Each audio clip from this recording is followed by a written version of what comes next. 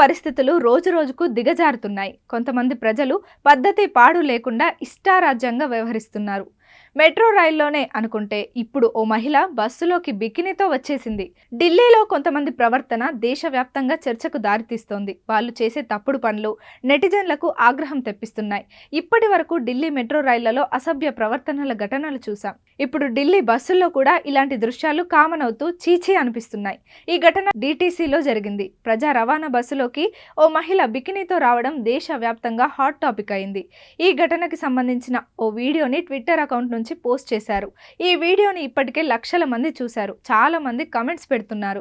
ఈ వీడియోని గమనిస్తే ప్రజా రవాణా బస్సులోకి ఓ మహిళ బికినీతో వచ్చింది. ఆమెను చూసిన ఇతర ప్రయాణికులు అవాక్కయ్యారు. ఈమె ఎవరు, ఇలా వచ్చిందేంటి అని అనుకుంటూ బిత్తరపోయారు. కొంతమంది రామరామ అనుకుంటూ తమ సీట్ల నుంచి లేచి వెళ్ళిపోయారు. మరికొందరు రోజులు బాలేవనుకుంటూ తల పక్కకు తిప్పుకున్నారు.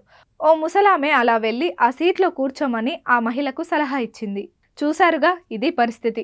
ఆ మహిళను గమనిస్తే ఆమె అప్పుడే స్విమ్మింగ్ పూల్లో ఈత కొట్టి వచ్చినట్లుంది. ఆమె జుట్టు, బికినీ కూడా తడిగా ఉన్నాయి. అసలు ఆమె అలా ఎలా వచ్చింది, ఎలా బస్సు ఎక్కింది, ఎందుకు ఇలా చేసింది, ఇలా ఎన్నో ప్రశ్నలు. ఇక ఈ వీడియోపై నెటిజన్స్ రకరకాలుగా స్పందిస్తున్నారు. లా అండ్ ఆర్డర్ ఎక్కడ, ఆమెను ఎలా అనుమతించారు అని ఓ యూజర్ ప్రశ్నించారు. మగవాళ్ళు ఇలా చేసుంటే ఏమయ్యేది అని మరో యూజర్ ప్రశ్నించారు. ఎండ 40 డిగ్రీలుంటే పరిస్థితి ఇలాగే ఉంటుందని మరో యూజర్ కామెంట్ ఇచ్చారు.